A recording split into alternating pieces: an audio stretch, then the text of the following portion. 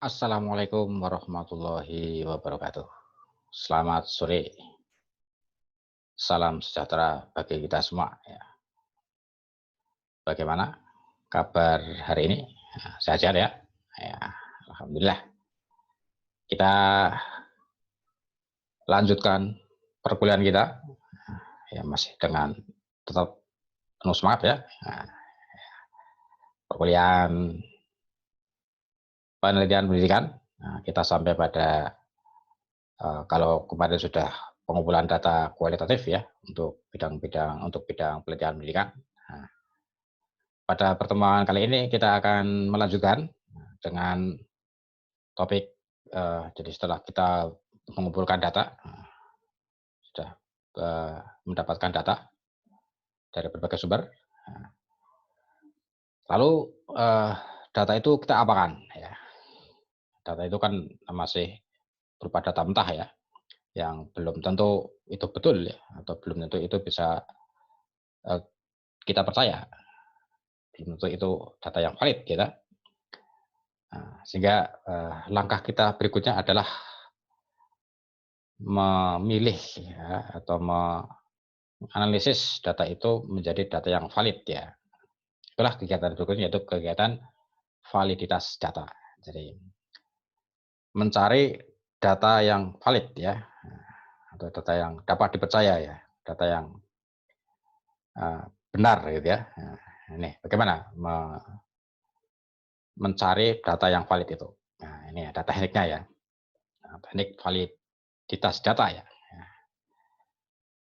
Ya, itulah tema kita pada kesempatan kali ini, itu validitas data ya. Nah, dan nanti akan dilanjutkan dengan analisis data ya.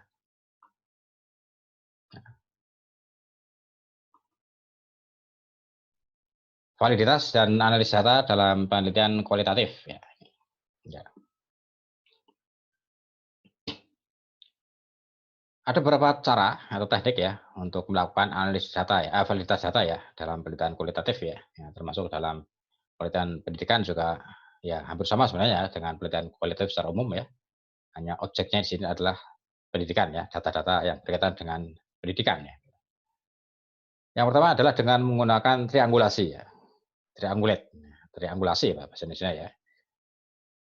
Yang artinya adalah membandingkan ya.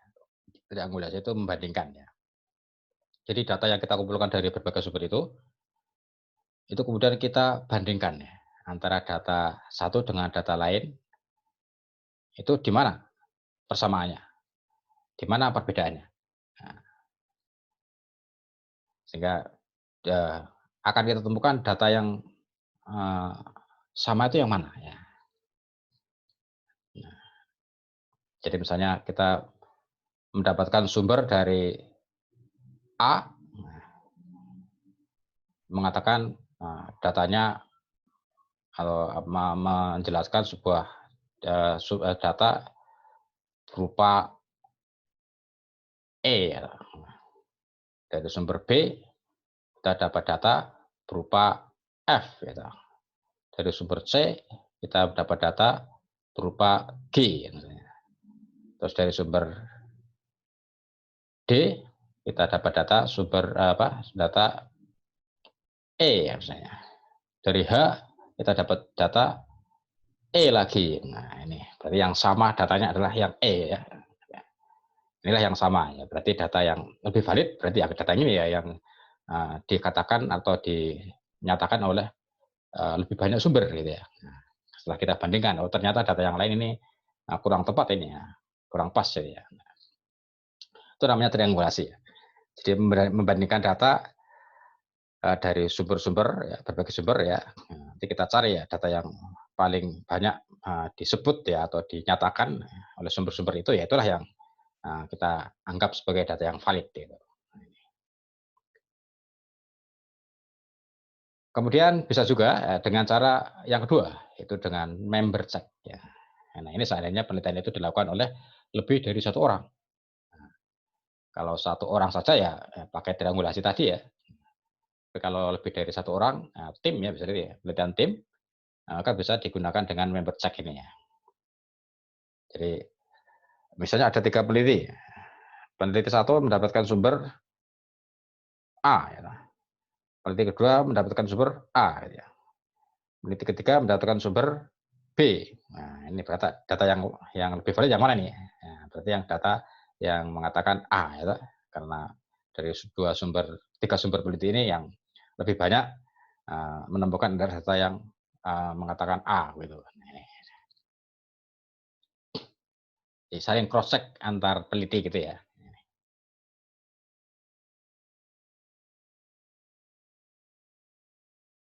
Kemudian dalam validasi data gunakan deskripsi yang banyak ya, dan kaya untuk menyatakan temuan ya, dengan menyampaikan banyak pandangan mengenai tema penelitian. Jadi sekalipun datanya itu beda-beda, ya, nah, itu bisa untuk memperkaya data.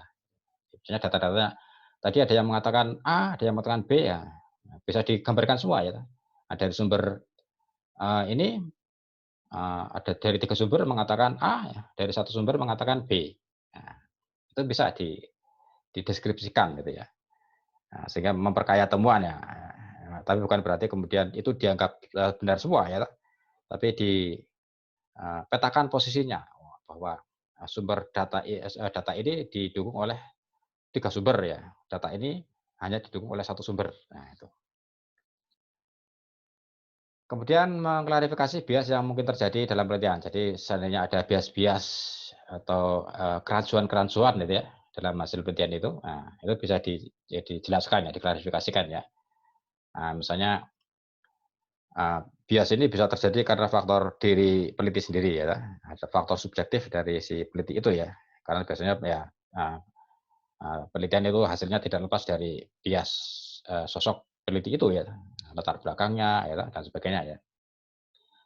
Nah kalau ada faktor-faktor subjektif seperti itu ya, atau dari sumbernya ya, dari sumber informanya misalnya ya, itu dijelaskan ya, baik dari sumber faktor subjektif yang berasal dari keterbatasan atau kemampuan peneliti sendiri ya dalam memahami sumber ya, atau dari sumber informasi sendiri ya itu dijelaskan ya. Itu seandainya ada itu ya. Kemudian menampilkan juga informasi negatif atau berbeda dengan menentang terkait ya ini tadi misalnya ada data yang berbeda itu ditampilkan juga ya, tapi dengan penjelasan ya bahwa data ini ternyata berbeda dengan sumber-sumber lain yang lebih dapat dipercaya gitu. Nah, dalam validasi data ini membutuhkan waktu yang lebih panjang ya di lapangan ya, karena belum tentu ya data yang sudah didapat kemudian betul-betul valid ya. Bisa lagi di cross check dengan data yang lain dari di lapangan ya, toh. Karena peneliti merasa belum kuat ya sumber datanya ini sudah valid ya, bisa lagi diperkuat dengan mencari data lagi ya di lapangannya. Tadi kan misalnya ada 3 sumber yang mengatakan A ya, nah, tapi peneliti kok merasa belum mantap gitu ya. Nah, bisa lagi mencari data lain ya. Bisa lagi terjun ke lapangan mencari data lagi dan untuk memperkuat ya bahwa data ini betul ya, wah lebih yakin ya, lebih valid ya. Ternyata setelah mencari data lagi di lapangan, betul ya ini semakin didukung oleh banyak sumber ya. Nah, berarti semakin yakinlah, semakin valid lah ya data itu. Nah itu triangulasi ya, validitas data dengan triangulasi ya, dengan member check ya.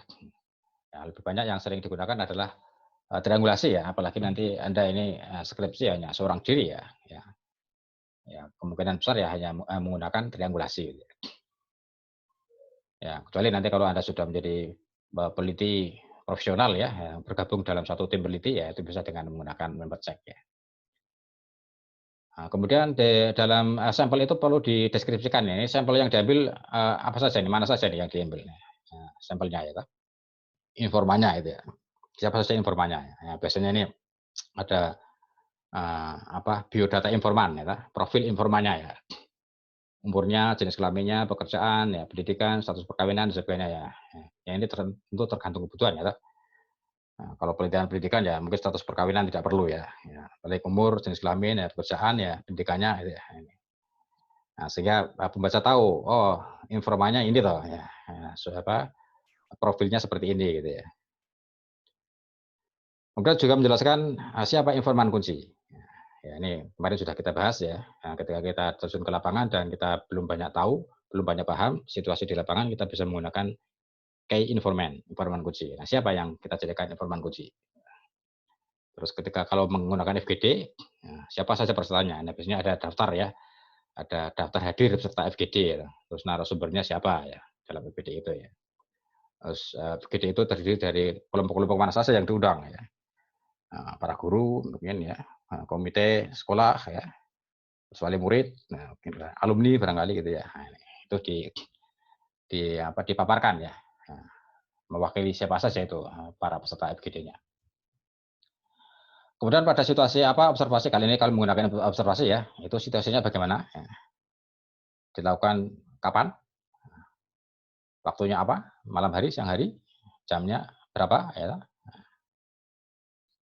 Terus ketika observasi, reaksi apa yang diamati ya dari objek gitu. Nah, ini nanti pada akhirnya akan digunakan untuk melakukan penafsiran terhadap data itu ya, data hasil observasi ya, dari hasil pengamatan gitu ya.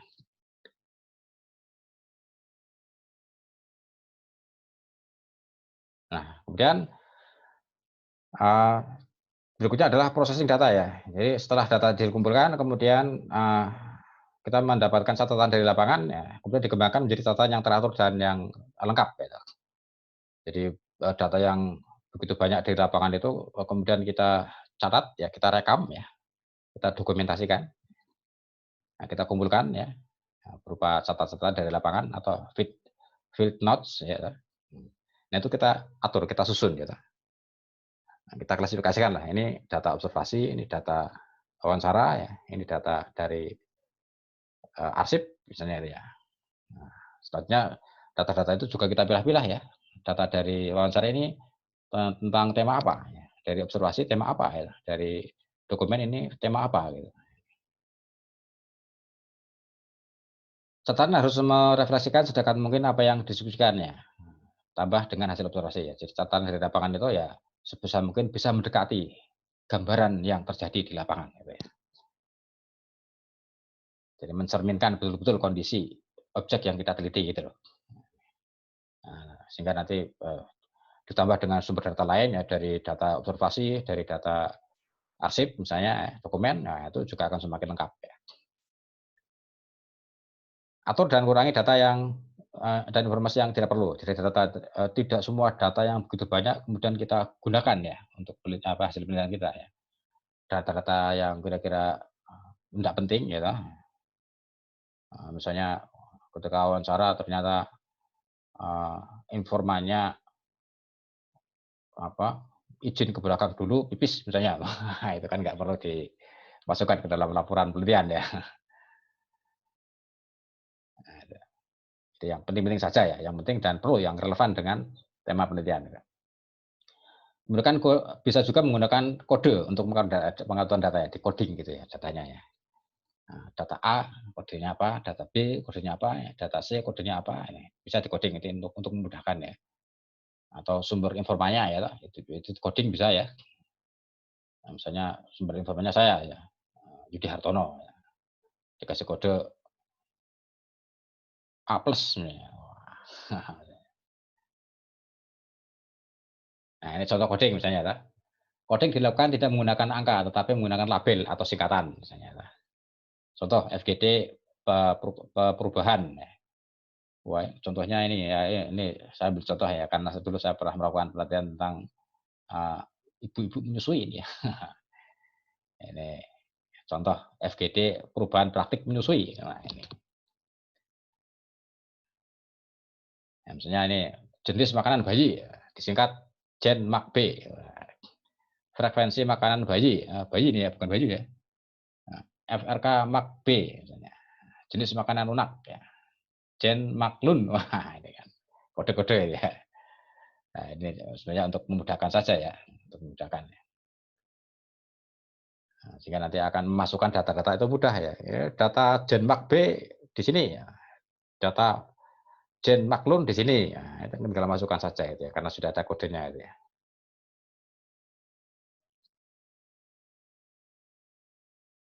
Nah, kemudian meringkas data ya. Jadi data yang begitu banyak bisa diringkas ya, bisa disederhanakan gitu ya. meringkas data dan disajikan dalam bentuk metrik ya, dalam bentuk diagram, flowchart, nah, dan juga tabel ya. Data-data yang begitu berlimpah itu bisa disederhanakan ya dalam bentuk-bentuk ini ya, sehingga kita akan mudah eee, membaca data itu gitu ya. Jadi tidak semuanya dalam bentuk narasi ya, dalam bentuk kata-kata, kalimat-kalimat ya, tapi bisa digunakan disederhanakan ya, ditampilkan dalam bentuk metrik, apa, diagram ya, atau flowchart ya, atau tabel ya, gitu. Ya, sehingga akan memperingkas ya, ruang, laporan penelitian kita. Kemudian mendaftar data yang termasuk dalam kategori yang sama. Jadi mendaftar semua data yang mempunyai kode yang sama tadi itu ya. Nah, data-data yang kodenya sama kita tinggal masukkan itu ya. Jen Makbung atau Jen Maklun tadi ya, tinggal masukkan. Nah, ini contoh ya, contoh menampilkan data dalam bentuk metrik ya ini ya. Nah, ini kan dalam bentuk seperti ini kan kita mudah ya, nah, tidak perlu membaca narasi yang panjang lebar kan bisa juga ini. Wah, ini. Nah, ini bentuk metrik berarti ya ini. Nah, bisa juga dalam diagram ini ya, diagram-diagram seperti ini ya. Diagram ya yang saling berhubungan ini antara beberapa data ini ya, saling berhubungan. Nah, ini juga menunjukkan hubungan-hubungan di antara data-data variabel-variabel yang kita temukan ya. Nah, ini diagram bisa juga dalam flowchart ya, diagram alir ya ini. Nah, di mana apa ini menunjukkan keterkaitan antara berbagai aspek ya yang bisa saling terkait ya satu sama lain gitu ya. Seperti diagram alir ya. Ini yang menunjukkan apa tahapan-tahapan gitu ya, tahapan-tahapan ya. Terus juga dalam tabel ya, tabel ya, ya seperti biasa ya tabel ya, tabel yang ada kolom dan baris ya, bisa juga dalam teks narasi ya. Nah, ini ya tetap penting ya untuk menyajikan data kualitatif itu bentuk narasi tetap penting ya. Nah, kalau kualitatif bentuknya tabel semua, angka semua ya, wah nanti ya bisa salah paham juga ya lah. Fungsi tabel, diagram, grafik itu untuk lebih memperjelas ya data yang kita peroleh ya. Nah, selebihnya perlu kita jelaskan dalam bentuk narasi ya. Kalimat-kalimat penjelas gitu ya. Ya, begitulah para mahasiswa ya. Nah, dua variabel ya. Ya apa? Validitas data ya. Jadi data-data setelah kita kumpulkan, ya, kemudian kita validasi datanya betul semua sudah valid semua, ya, baru nanti kemudian kita tata data itu ya sampai tampil menjadi ya data-data yang siap kita susun ya menjadi sebuah laporan. Gitu ya. Ya, demikianlah para pemirsa pertemuan kita pada kesempatan kali ini. Ya, kita lanjutkan pada kesempatan berikutnya ya. Ya, assalamualaikum warahmatullahi wabarakatuh.